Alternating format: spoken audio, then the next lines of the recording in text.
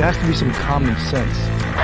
Yes, sir. They have the car stopped at 10th and Ranch, Michael by there. We still don't know who pulled the trigger.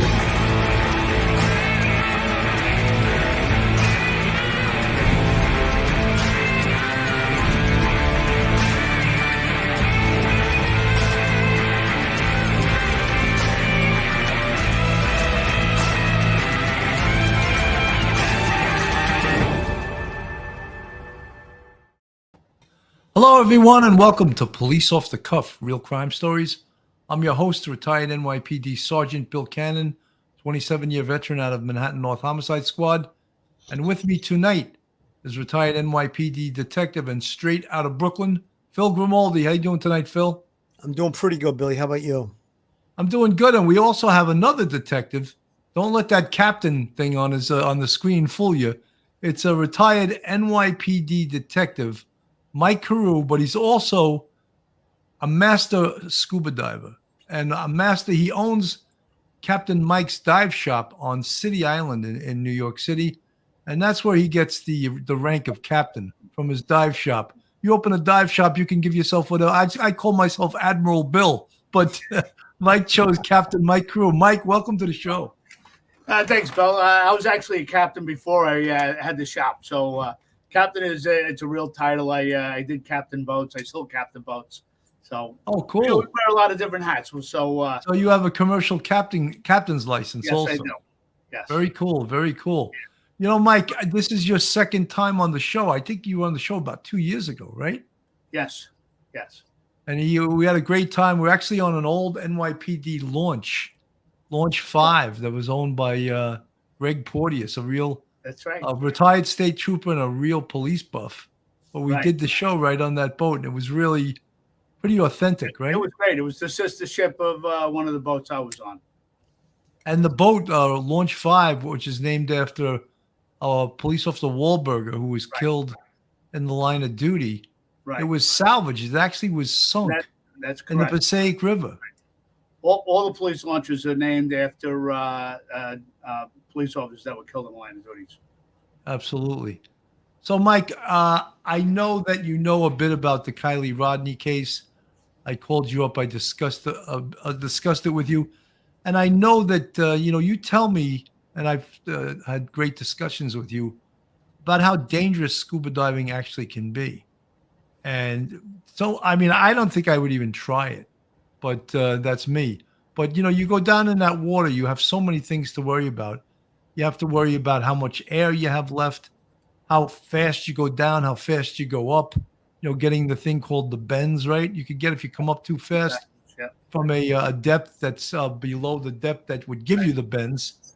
And then, of course, you have visibility issues, getting caught on things. That's just a few of the problems you have. You want to talk just generically about scuba diving? Sure. There's different aspects of diving. Is recreational diving. A lot of people go scuba diving for fun. And even there you have to be careful about. You have to learn about decompression. Time limits, ascent rates, different things, safety precautions. Of knowing where your equipment is at all time, that it's functioning, checking. All right. Constantly monitoring your air, having a buddy with you, knowing how their equipment works and functions, where they keep it, emergency procedures. There's so many different things. Now, when you take it to another level, doing police diving or recovering and stuff, just takes it above and beyond all of this. Here's another thing. A lot of times when you're recreational diving, you're setting up your equipment, everything's timed, this, that, the other thing. When you're doing it for rescue and recovery, that call comes in. Your gear's got to be ready to go, and you're snapping it together. There's times where you're putting it together. There's a helicopter coming, picking you up. You're getting on a helicopter. You're dressing up. You're getting suited up in the helicopter, flying to the scene, and you're not getting 100% communication on what's going on. You may be getting bits and pieces because you're getting dressed. maybe the co-pilot or something may be relaying information to you.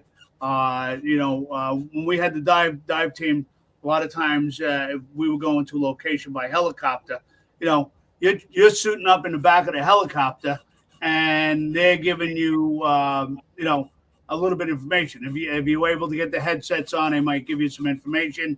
Or you had a little bit of information, what kind of job it was and where it was. But you're going. You get to the scene, and then a helicopter starts hovering, and you get the signal to go. Once you step out of that helicopter, there's no climbing back up again. You've got tides, you got wind, you got currents. All right. So you're on your own. You're ready. You're going, and it's a whole nother ballpark. Plus, a lot of these times you haven't been there before. You're going down into an area. There's debris, depending on how the location. Just because you're out in the middle of the river doesn't mean you got a flat open bottom. New York City rivers, ships have been dumping stuff off the side of the boat hundreds of years. If someone told me you ran into Jimmy Hoffa down there. If I did, I think we'd be collecting on that one. I'd be writing books. I'd be writing movies. Mike. Someone recently was really goofing on my accent, saying it's hard to understand you the way you pronounce certain words. And I like to have you here because your accent's worse than mine. So I feel at home. And you got Philly here from Brooklyn, I have this Long Island tinted New York accent. And people say, some of the words, he's a real New York. He's from the Bronx. Yeah, he's a Bronx guy, and then we got a Brooklyn guy. Yeah. So we got Manhattan, Brooklyn, Bronx, and me, a touch of Long Island in there. And people really can't understand what the hell I'm saying.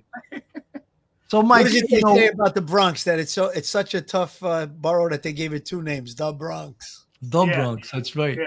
Well, it was great when because I worked in Brooklyn for a short period of time, and the guys in Brooklyn say, "You guys from the Bronx are crazy, man."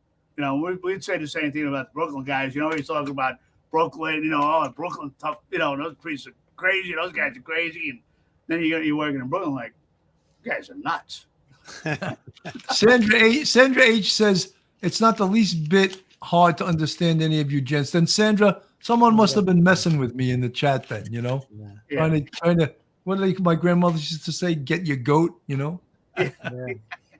You know what? I think, Mike, you're painting a pretty good picture of what it's like to dive into the New York waters. I mean, when people go on vacation and recreational diving, they go into the Caribbean, the water's crystal clear. You could be maybe down 10 feet and it's still kind of clear. But in this particular case, the vehicle went into a reservoir.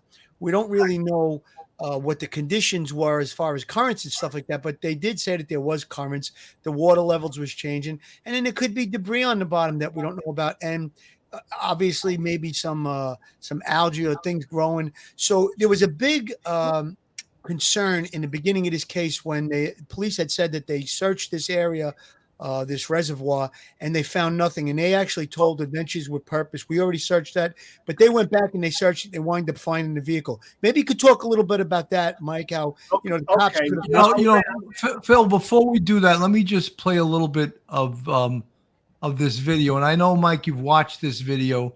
Yes. But these guys are an amazing.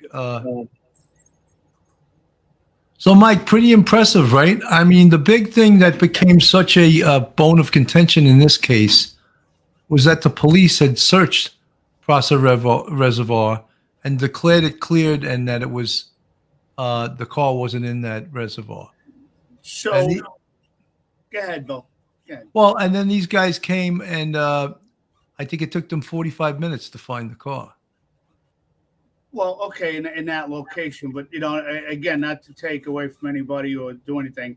And as Phil was just starting to say, he was asking about like the grass and debris, and you look at the conditions. All right, so even some of the parks and lakes that we had to dive in New York City were even harder than in the river, and that has to do with vegetation.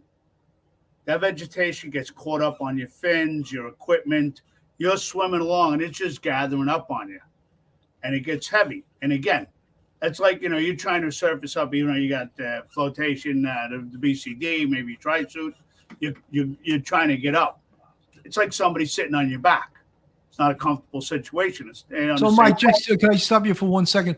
Yeah. Day to day, the clearance or what you're going to see in the reservoir because of silt and other things, the vision that you can have is gonna vary day to day. Yeah, there is different variables, and we're just looking at one part of it, and narrowing down to a prime area, different things. It takes a long time. The same thing when we were looking for the Mr. New York State Trooper that was sent in the river. We dove all around New York City waterfront for 2 weeks before we, really narrowed it down. The same thing. It was, investigation. We narrowed it down by we knew where the individual that placed his car in the water had some waterfront experience or knowledge or worked around the waterfront. So we started to narrow in on those areas. And yes, the first car we found was a 19. It was 30. There was actually somewhere around 20 something cars down there, stacked up on top of each other. One of them was another car that was missing for many years, a Lincoln Continental, and he was suspected of dumping that one also prior to. They said if you find this 1977 Lincoln Continental with these Jersey plates, we know we're in the area because they know he did this hitting. The guy disappeared, and we came across the Lincoln Continental first. A few dives later, we came across Trooper Snyder's trooper car, and we pulled that one out, and numerous other cars after that. But the Adventures with Purpose, 24 rescues or recoveries Right. in 2 years is really pretty damn impressive. Very, very impressive. Again, they've got a skill, and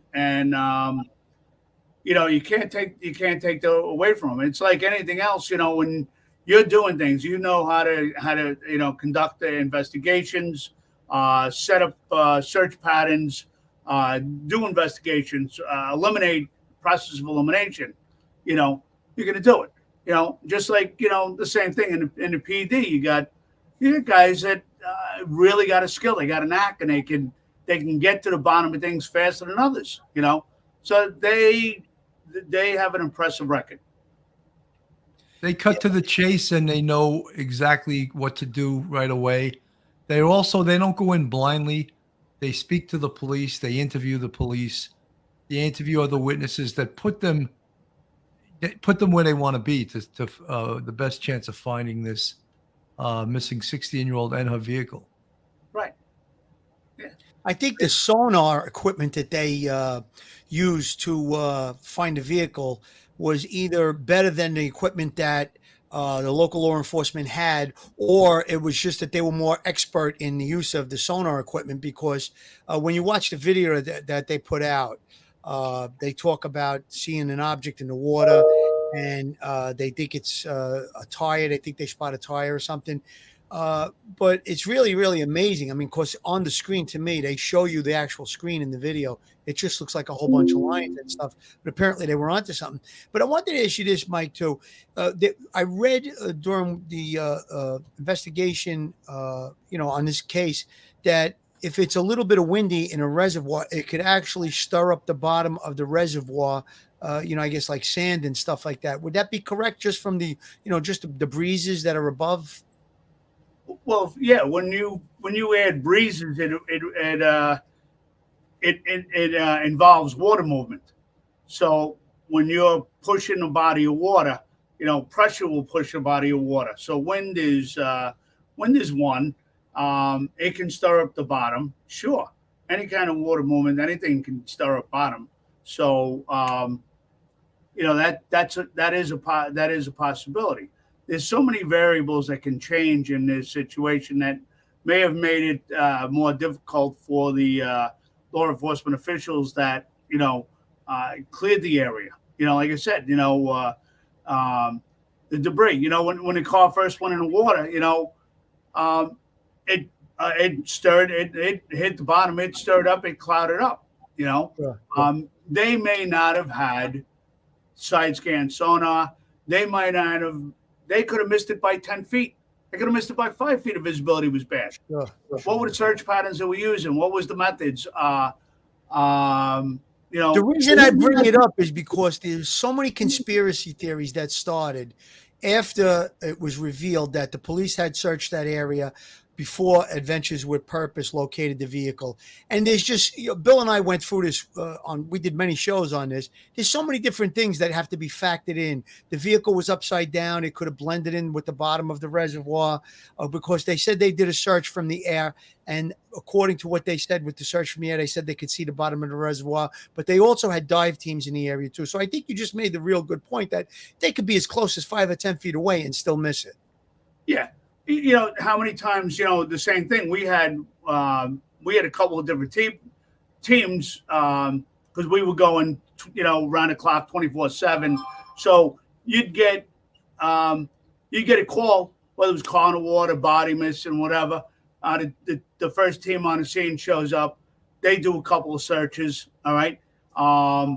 And what people don't understand is you take a small area and it can take quite a while to do that search. We had a lot more resources than these other departments. We had our own compressors. We had a lot of tanks. We had manpower. We had boats. We had helicopters. All right. So let's say a day team. Let's say I'm coming in on a 4 to 12, and the day team went out and they come back and they say, well, this is what we have. This is where we searched, and they'd write, would write diagrams back at the time. It wasn't GPS locations or whatever, and they'd tell you, well, we searched out, 100, 150 foot this way, 200 feet that way, and you continued, and then when you cleared that area, you flipped the search, you worked back in, you did different things, and there are times you can miss things. Nobody's perfect. You'd like to be as efficient and good. If we knew there was something in an area and we knew and we missed it, we went back over and did it again. Until you found it. How many times we're looking for a gun? That's a real small object. And we're looking in between.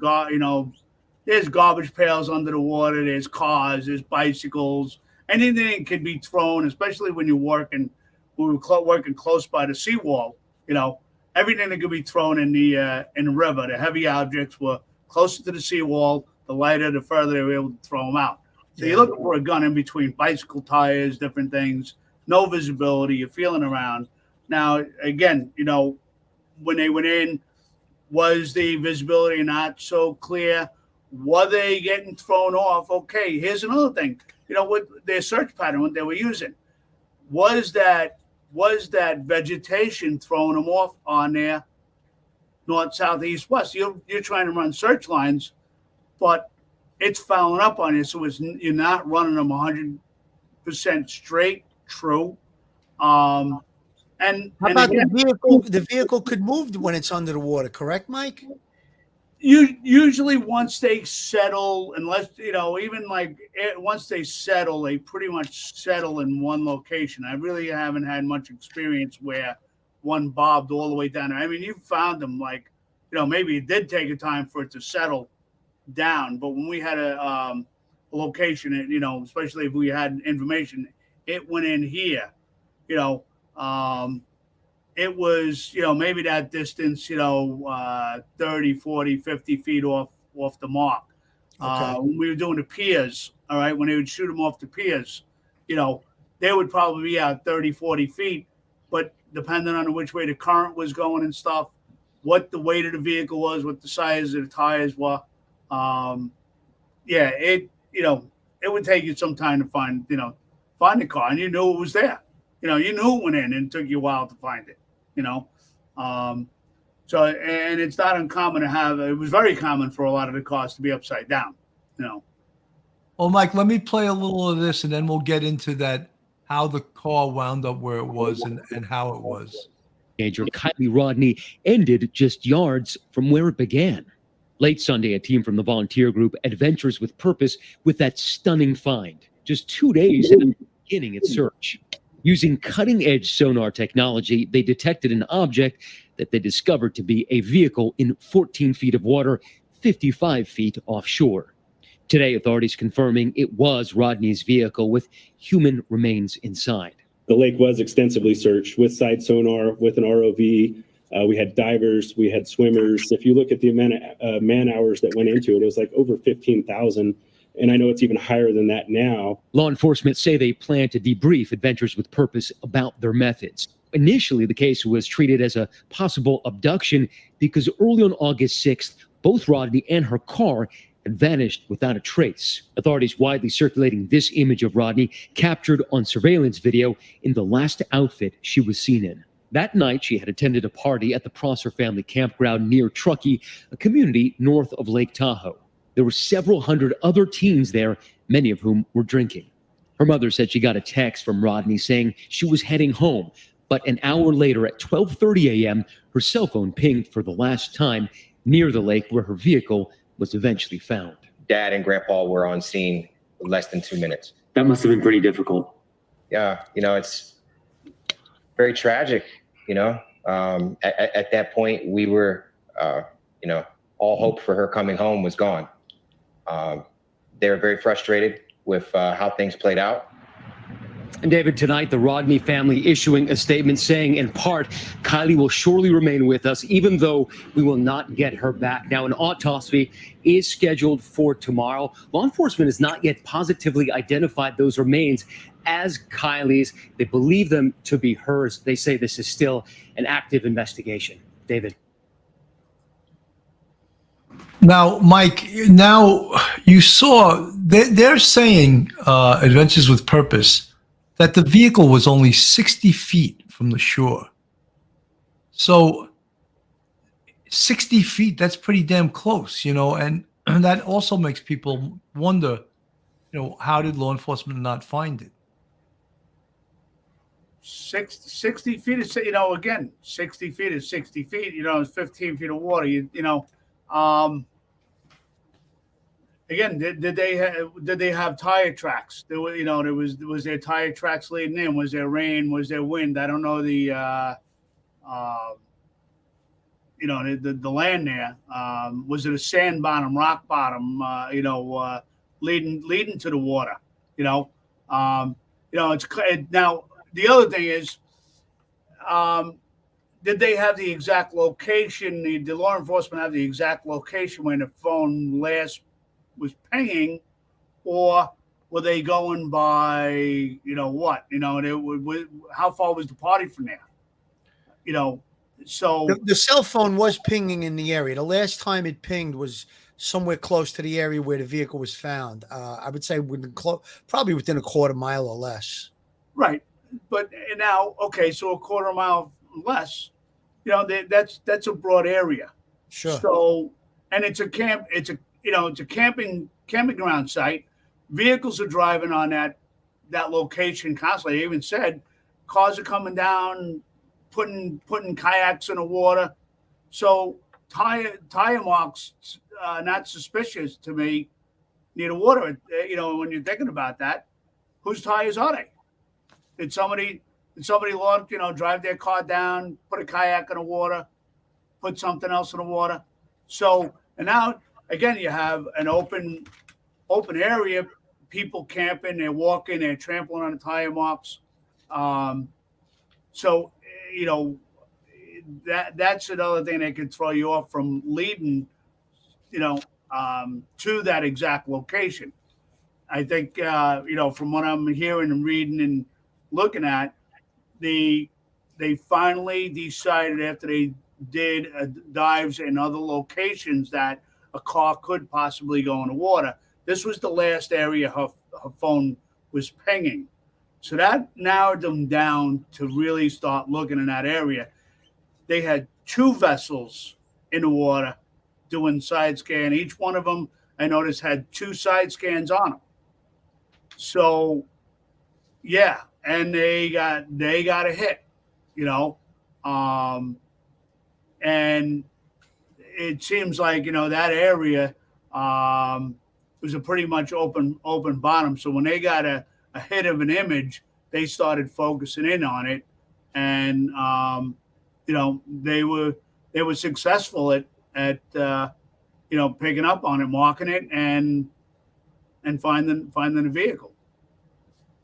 You know, Mike, talk about when they do spot this vehicle. Talk about a lone diver going down there, the danger involved, some of the precautions you might take as a diver. What do you expect to see? How do you approach the vehicle? Just all those things that, you know, as to the person who's totally a neophyte and not a diver. So it's what was it, like 2 weeks? The car was missing. Yes. Yeah, about Right? 2 weeks.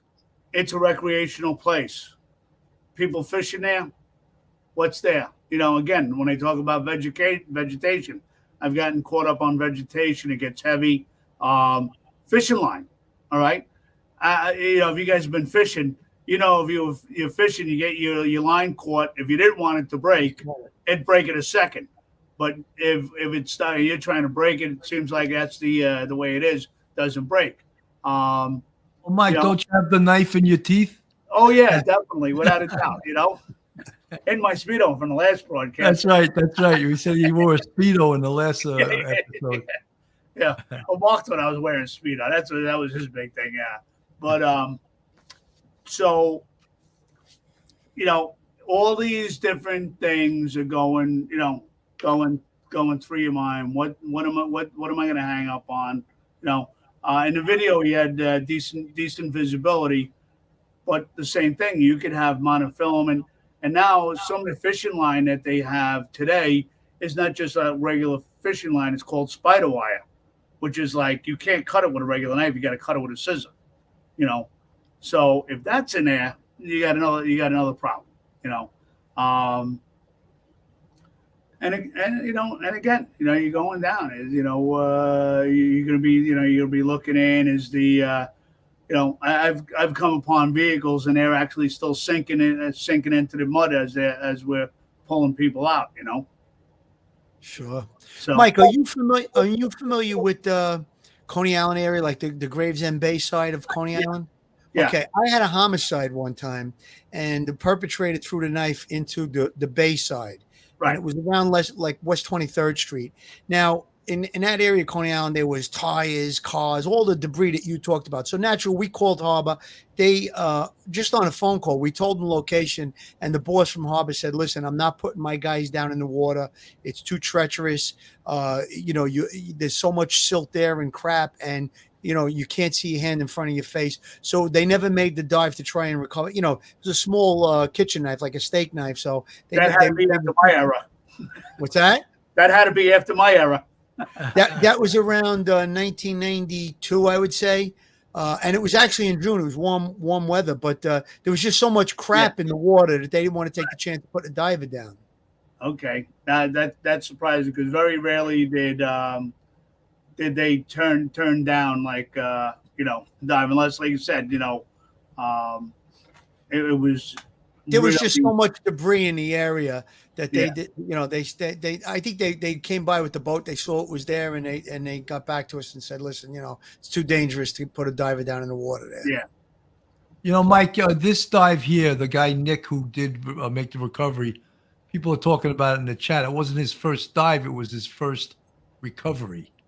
I mean, obviously, he was an experienced scuba diver. Mike, what we wanted to get to also is, and what many people have a big problem with here, is this vehicle going into the water and flipping over and winding up on its back. I know when I spoke to you, you gave what I thought was an outstanding explanation as to how that happens. Could you want to repeat that for the audience? Sure. So many vehicles we recovered were upside down. So you know, the engine's in the front. All right, car goes in. You know, the balance. All right. Now it may have been I don't know the exact weight of that vehicle, what size tires are on it, but a lot of times, yeah, the engine's in the front, so it's going to naturally bring it down. All right. Now, what direction was the vehicle facing? Was the rear further towards offshore? So I'm presuming that the vehicle now again, I don't know. Did the vehicle go in? Does anybody know? Did the vehicle go in reverse? What was the when they pulled the vehicle up? Was it in park neutral reverse? Well, was it what gear was it in? Did the car go in? Did the car go in backwards? Did she drive it in backwards? Did she drive it in forward? All right, but so the engine's in front. The front of the car is going to go down. And a lot of times, if it had no momentum, it's going to start going. And as it fills up, all right, it's going to sink. The tires with the flotation are going to want to pull. The flotation is going to want to be to the top. So that's usually why those vehicles would wind up upside down. A lot of times you got, other vehicles, very, very heavy frame, and it sunk evenly, filled up quick, went down evenly. The car would be sitting on the tires. So That sounds like that Lincoln Town car you were talking about earlier. yeah, that's it. Yeah.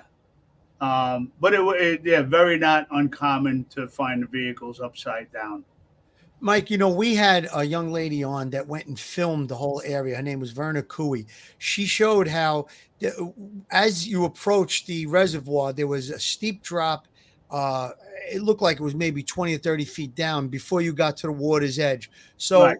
we're assuming that, it was very dark and she was either disoriented and probably went in nose first and maybe would have thrust from that deep drop off. And then only about 10 or 15 feet into the water was another drop where the water went from like a couple of feet down to, a deep side. So I think that, the car being found with some of the windows either broken or open and everything you just described, it's more than likely that that's how it wound up, the weight of the engine, the car filling up, and then the air in the tires would propel it forward. And it's very easily explained how it wound up upside down, I believe. Yeah. Yep. Yeah. And again, we don't know if she went in at night, during the day. Well, her phone was pinging around the time that we think she went in was like 12:30, 12:33. And that was the last time the phone pinged. And she was possibly leaving the location around that time. She wasn't heard from. So I think it all, it all falls into place that it was probably, that time of night, 12:31, between 12:30 and 1, I guess, in the morning. Okay. Here's another thing I'm going to throw at you. And you brought up an interesting point. So the embankment sloped down. She's driving along. Your headlights are shooting out straight. The ground level, when you're driving and you got a road that dips, your headlights don't shine on the dip in the road. All right. Only shines on when you're hitting a crest. So she's a young and inexperienced driver. We don't know if she was under any influence or whatever, but let's just say she wasn't. Let's just take that factor out. You're driving along, you can't see, she doesn't know me, and again, all of a sudden she goes down. All right. And maybe she panics, hits the gas and the brakes. All right. Hits the gas instead of the brakes. This is even far-fetched. But I had an incident. I actually got hit by a car in a store where the woman was making a U-turn in the street outside. She thought she put the car back in forward or reverse or whatever, forward, and she started to step on the gas. The car went in the opposite direction. She thought. She went to slam on the brakes. She hit the accelerator and came right through the store. Okay. So wasn't under the influence, anything, just, at the moment she went to slam on the brakes, hit the gas, and made it even worse. So taking an inexperienced driver, maybe, is she familiar with the car? How much driving experience does she have with the car? How many times you get in a car, maybe you're running someplace, you rent a car and you get in and you're looking, where's the wipers? Where's the lights? How do I turn this on? How do you turn that on? Sometimes it takes a few times driving a vehicle till where it is, especially at night. Mike, I have the new Acura. I don't know how to use half the shit in that car. Right. All right. Right. So really, I mean, you jump in somebody else's car and you're like, wow, how do I work it? Years ago, everything was in pretty much the same place, whatever. Now some cars, the lights are on the signal directional, the wipers are somewhere else. To turn the wipers on, you got to turn it. No more foot pedal. That little button on the floor on the left-hand side. The brights, yeah. Yeah, right. Yeah. Now you're showing your age, Mike. Go easy there. Yeah, there you go, right? Mike, one of the most important things that has been added so much contention and so much conspiracy theory is that when the vehicle was recovered, she was found in the very, very rear, the hatch. That's what everyone's calling it. The very, very rear of the Honda CRV. People are having a problem with that. How did she get back there? I spoke, again, to be fair, I spoke to you about this prior to coming on the air. The other thing was you felt that if she was in fact seatbelted in the driver's seat, that's where we would have found her. And the fact that she was found in the rear, I'm going to let you explain your explanation for this. Okay, so, any person that's been in the water, all right, you start getting submerged in water, you want to go up, all right. It's almost a natural instinct, And again, I don't know how long it took the car to fill up, but the car's filling up. If it's starting to go down, you're going away from the water, not into the water. All right. Again, I think she was totally inexperienced in handling a car. Never mind a car that's starting to submerge. All right. It's sinking and she's trying to get out and stay and get some air or something. She's climbing to the back. We had an incident where a car went off the Hutchinson River Parkway, spun out of control on some ice. It went into an icy pond backwards. The driver was actually able to get out of the car, and he swam towards the rear of the car, looking for the opening where the car went through the ice. But he didn't realize that the car spun backwards. So he swam further into the ice, away from the exit hole instead of to it. So, think about when things happening. You're trying to think in a flash. It's, she's in a situation. It's probably at night. Car's out of control. She's now in the water. Doesn't know how to operate that. She tried to do the best she could to escape and unfortunately didn't make it. That's how you're going to wind up in the back. All right. Now, even if, I heard some questions or watched the individual said she didn't know how to operate the seatbelt. All right. You know what? Even today, I jumped in a vehicle today and I'm trying to buckle the seatbelt. It's an older vehicle. The seatbelt piece was floppy. It was one of those ones where you actually had to hold it in place and use two hands to plug yourself in. So again, night, she's having a hard time. Maybe she says, to hell with it. I'm not going to buckle myself in. What are the answers? I'm just going to say, here we are. And that's actually a rule. Buckle. How many people drive without buckling a seatbelt? Is it a rule in Nevada? Are you required to buckle your seatbelt in Nevada? Can anybody answer that? Well, this was actually California. Oh, okay, right, okay, in California. It's not near the border though, in Nevada, Right. yeah. But Yeah, I kept seeing in Nevada. So, but I think seatbelts are pretty universal, probably California. I mean, I can't say 100% certain without checking it, but I would say it's probably universal. And California, probably there is a seatbelt law. But again, you're making a point, Mike, that, you know, a lot of kids might, you know, she's at a party, she's leaving, maybe she's texting. I pulled out away from my house today and I was doing something. I didn't get my seatbelt on until I was halfway up the block. You know, the thing was beeping. Because I was trying to, Right. you know, maneuver the phone and stuff. So things like that happen. But you're making all the great points. The darkness, the fact that the car probably filled up quickly.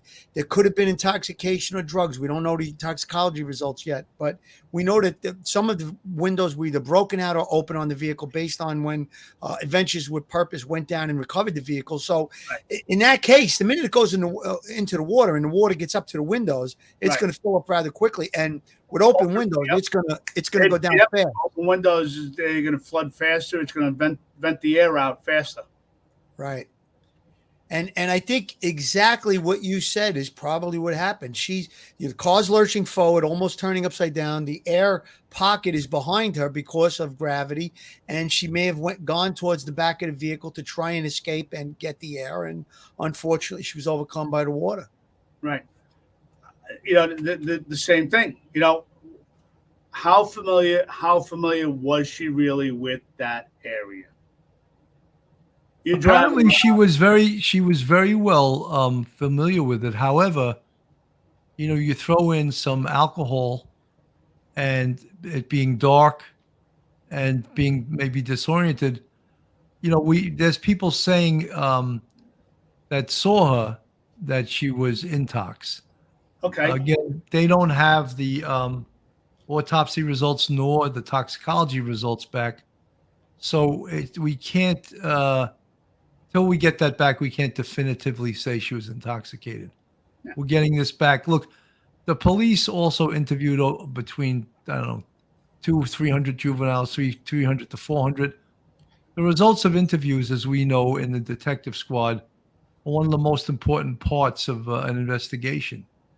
All these other things and the science of it, and Adventures with Purpose, Nick, the guy who did recover the vehicle and did recover the body in the vehicle, he felt that this was suspicious, that she was in the rear of the vehicle, described as the hatch.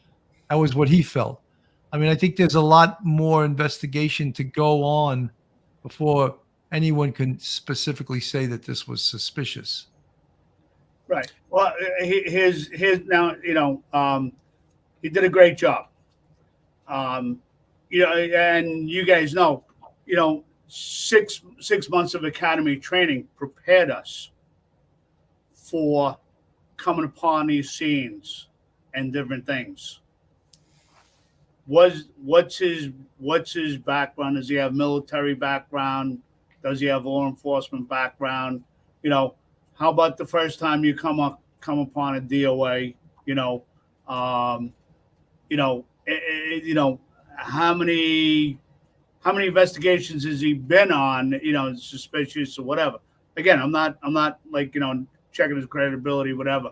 But you know, the same thing. You know, you get, you know, we did it day in and day out. You know, and you know, there were times you thought something was suspicious and found out it was, you know, an absolutely, you know, complete accident, because you say, how could somebody really be thinking that? You know, that's another thing you got to take into consideration. You know, somebody's state of mind. You know, now what do we know? Did she just break up with a boyfriend? Did she just get some bad news? Did she? You know, we're going on a lot of different things, and we don't know a state of mind. But you know, accidental. You know, this looks just like a complete tragedy to me. Again, you know, there's things that we haven't been told yet either. What gear was the car in? Was there a brake? They were saying Adventures with Purpose was saying it was in neutral. However, I think they were judging that by the fact that the wheels were turning with the current. And then I think that When the They- vehicle was being towed out, the wheels were turning. They weren't. Vehicle was towed out of the water from the back. And I Right. think people are saying it was reversed based on the fact that the wheels were turning. But we found out, and we discussed it, that if the vehicle is off and in neutral, the wheels will turn. The car will be able to go backwards. But again, in the panic to try and get out of the vehicle, she could have knocked it into neutral. You know what I mean? So that's Yeah. There's, there's some discussion there. we had a car going to water. We had a car. Well, the car was in park, and they were fooling around in the car, and during their I guess foreplay, they knocked the car into gear. Both of them, car goes in the water. We get the call confirmed. Two people. And they said two people. We get to the scene. They said guy and a girl swam the shore. Got out. They got out. They climbed out and they ran away. So we go down and we find the car. It's it's unoccupied. We popped the trunk. Everything's good. We get the license plate, and it was closed inside the car and stuff. And the next day, the detectives located the owner of the car, and that's what happened. Is guy and the girl weren't supposed to be together. We're together along the waterfront, having some fun, and they knocked the car in gear while they were playing around, keeping the heater going, and both of them wound up in a drink. So they didn't want to get caught, and they ran, and so like you said, there's a lot of there's other possibilities. folks, this is Police Off the Cuff, real crime stories. If you like real crime stories from a police perspective, please go on our YouTube and hit that subscribe button. Give us a thumbs up and ring that bell. If you want to support us, we have a Patreon at 3 different levels. And you see the folks with the green font in the chat. The green font in the chat. That's a Brooklyn accent. Yeah, there are YouTube channel members, and we really appreciate them. We have 5 different levels at that. So, folks, we'd appreciate you at least subscribing to us. It's free. Mike, this is this is an ongoing investigation. Yes. Again, I don't think anyone, and us included, can praise Adventures with Purpose more. They do God's work. They did an incredible, incredible job, and they're going to continue doing an incredible job throughout the United States. And I would support them for any police department that requests or needs assistance on a dive like this. They're just an incredible. Absolutely, Bill. And as I mentioned to you, so many departments, they have dive teams, and then there's all these volunteer dive teams that go on, and which I mentioned, the NYPD, to get on the dive team is so difficult as far as a physical, because it's so physically demanding, and then you have volunteer dive teams, the same thing, they're doing it for nothing. How are you going to tell them they got to meet a certain physical or different things? There's different requirements. So there's a lot of people that want to do it, want to contribute, and again, they're volunteers. They don't, and like you said, we did training. I had a lot of dive experience before I even went to the dive team. But even still, we still did diving. We did dive training, and then we did dives. Even guys I worked with just used to love to dive, so they'd go out and go, "Come on, let's go see what's over here." We would go diving, and we called it Mongo diving. And a couple of guys, we found an area where one PP was dumping old shields like from years and years ago, and coming up with stuff, and we'd bring it up. They'd be like, "Where'd you find that?" And we tell them, "Go put it back. Don't tell them, because that was supposed to be given it done something else. Don't get out of here. Don't go back there." But that's you get these, you get a lot of volunteer guys. They want to do good, but they're not getting the exercise. They're not getting the training or the time. it's like anything else. The more you do it, the better you're going to become. All right. Another thing I'm going to say to everybody out there is don't get complacent. When you get complacent, you get caught. It doesn't matter what you're doing. Everybody always asks, how did that happen to that guy? He had so much experience. He got complacent. Oh, that can't happen to me. I got thousands, you know. I got, you know, and then like I said, I talked about fishing line. I got caught up on fishing line in 5.5 feet of water. You know, and here I was. I used to do free dive to 40, 50 feet, catching lobsters. You know, I'm in 5.5 feet of water. I'm like, you know, I'm too lazy to get up, change my tank. I got like just another minute of work, you know, and I'm sucking on the tank, you know, fixing a shackle, doing something. And sure enough, I go to get up, and that monofilament is wrapped around my fin. Wow. The water's right here. And I'm going, I'm trying to reach the top of the dock, and I can't reach it. And I'm like, uh-oh. Some people would have really panicked and like started clawing for the surface. And I just started thinking, well, if I can jump another inch or so, I can grab the top of the dock. So that's what I did. I went down instead of up, kicked off the bottom, got a hold of the dock, got myself up high enough. All right. I just pushed the side of the regulator out with my tongue, caught my breath, you know, cursed myself to death, made fun of myself, going, you idiot.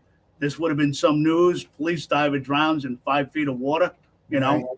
I got complacent, but I was lucky, you know. Where was my knife? On the dock. Where was a full tank? On the dock. I got complacent. I almost got caught, you know. So good advice, Mike. Good advice. Yeah. Bill, you want to go to a quick commercial here? Sure. Joe Murray, attorney at law. Have you found yourself in a jam? Are you in need of legal counsel in the New York area? Do you need a victim's advocate? Well, Joe Murray is your man. He's not only an experienced trial attorney, he's also a retired 15-year member of the NYPD. He literally knows both sides of the fence. His website is jmurray-law.com. His telephone number is 646-838-1702.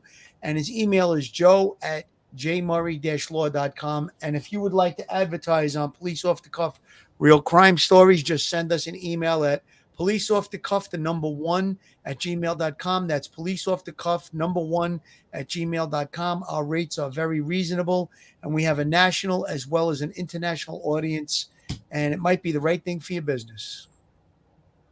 9/10/2022, the day before 9/11, first responders unite for Fight Night. Tunnel to Towers charity. That's a World Trade Center charity. New York City Cops and Kids, NYPD Boxing, FDNY Boxing, National Grid, Department of Sanitation, New York, Department of Corrections, Customs, United States Marine Corps Boxing. Weigh-in at 3 o'clock. The fights start at 6. That's at Staten Island University Hospital, 75 Richmond Terrace, Staten Island, New York. It's for a great cause, the Tunnel to Towers charity. You know, Mike, you've given us such great information. I mean, you know, there's some specialized units on the NYPD that I definitely would have never been suited for.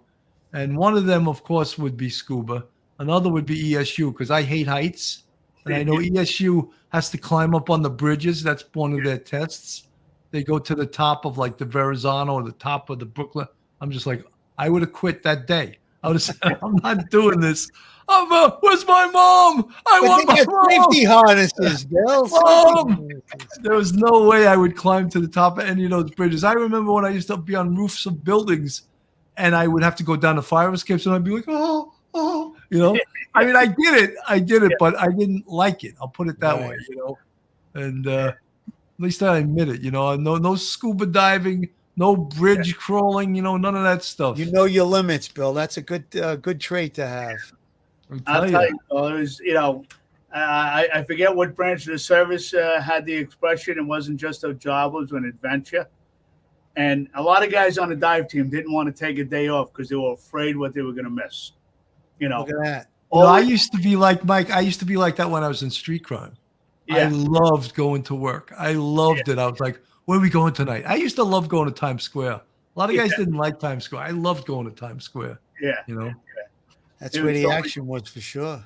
Yeah. Yeah, but a lot of guys wanted to go to the 4-6 or the 4-4. That's where the guns were, you know? Yeah. Yeah, Right. Yeah. man. Yeah. Times Square, there was a lot of robberies and stuff, and I used to I like think that. you probably had to work a little harder in Times Square than if you know, back in the day. I'm talking about when, you know, you tossing people and stuff in the 4-6. Probably a little more difficult, you know, because you gotta really be on top of your game and quick if somebody does a purse snatch or something, you know. You know, Mike, Lieutenant Pete Pranzo's in the chat. He was a street crime lieutenant when I was there in 1988. And Okay. he's a legend. And he was also Oh, in absolutely. the 3-2 for years. Yeah. And he has a book called Harlem Raiders. Right. And I love it that he's in the chat, that he's a former So street you crime guy. definitely Very worked cool. with Dick Savage, right? Yes, Dick Savage was there then. He's a street crime lev. You know, just think of that name. Imagine that, Dick Savage. I don't even want to meet that guy, you know? Yeah. He's a cop. Oh, keep him away. Bobby Yeah, he's Knudsen. another street crime legend, Dick Savage. That's Yeah. right. Yeah, we own the night. That was his line. That's right. Was Well, in you the, know where that actually came from? That actually came from a Tom Clancy book, because Special Forces in the that was their motto, and I Okay. think he may have lifted that motto from the Special Forces. But that's okay. We own the night. It's a great motto, you know. Right, and then it made it to Nighthawk. That's right. Yeah. That movie Nighthawks was shot at Street Crime on Randall's Island. That's where they Right. shot some of the scenes. Yeah, exactly. Pretty Yeah. amazing. Yeah. They don't call us the greatest detectives in the world for nothing, guys. I know. That's right. Yep. You know, Mike, I want to just really thank you for coming on the show, your expertise, and Absolutely, no problem. you know, it's like, so, you know, when you're a cop or you're an investigator, I was a sergeant in homicide, people expect you to be like an expert on everything. And I said, I have zero expertise on cars going in the water. I know nothing about it.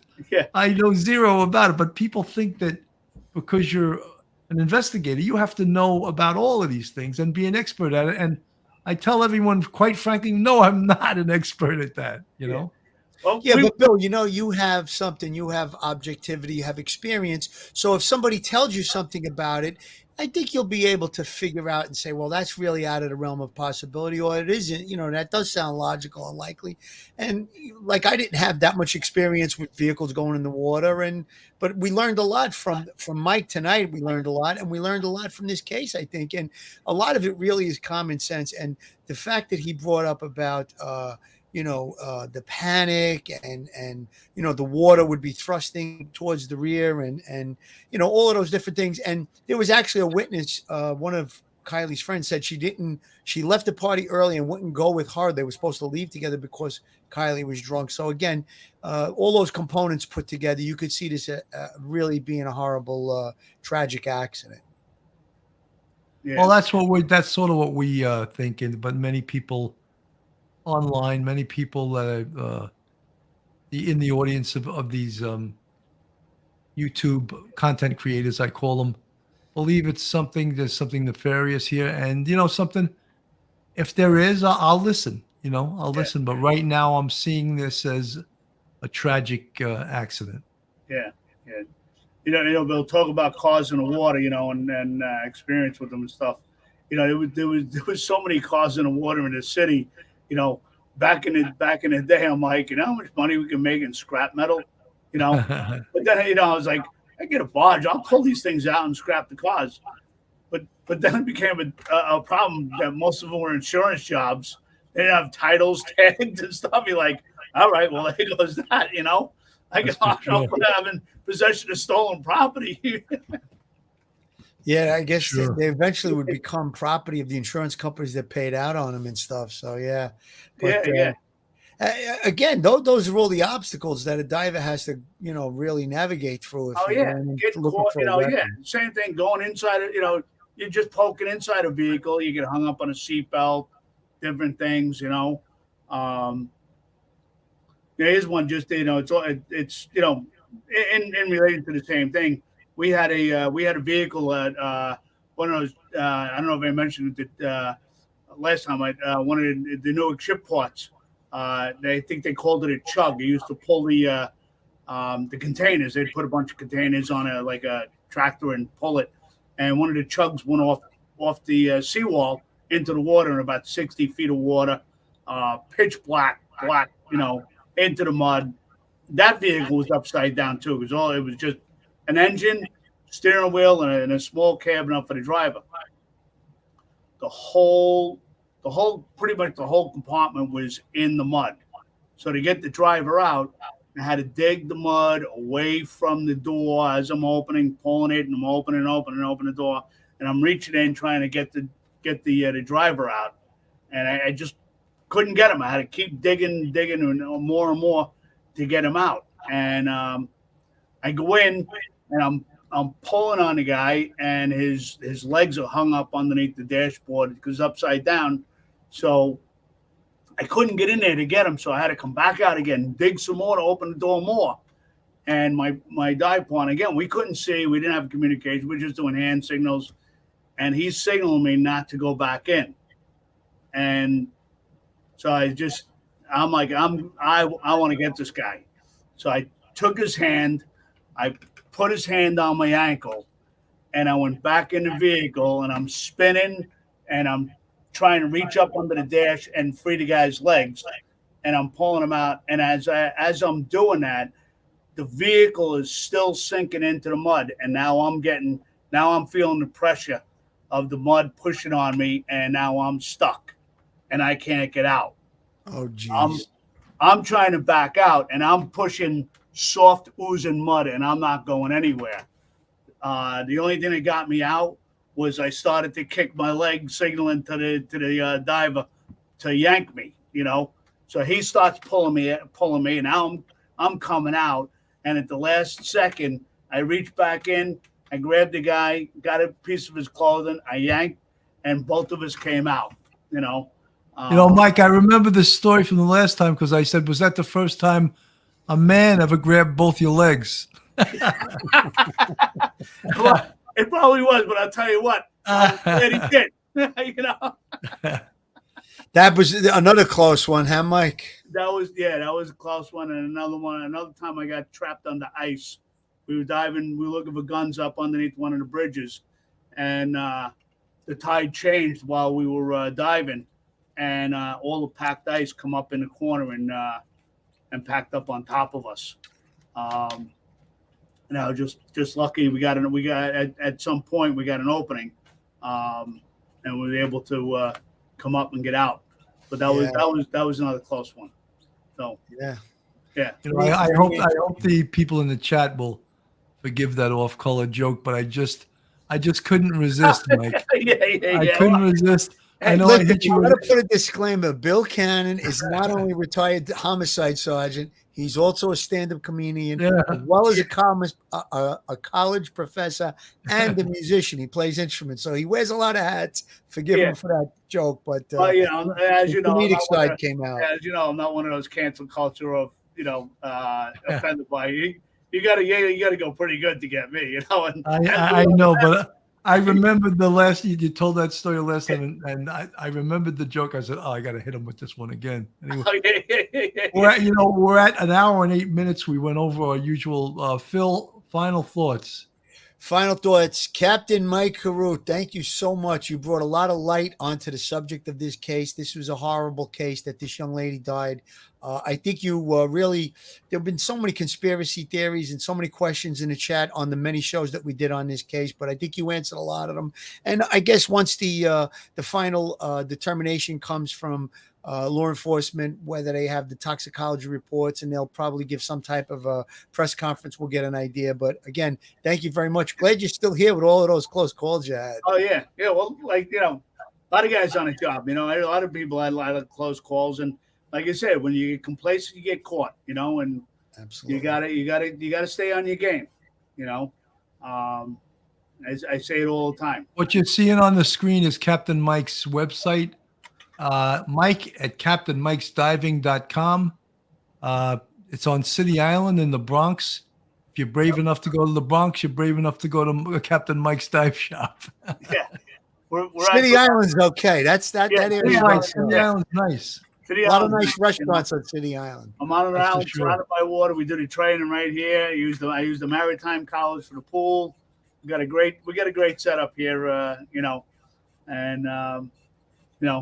and again for those out there doing this kind of work, if you need help, hints, tips, whatever, give us a shout.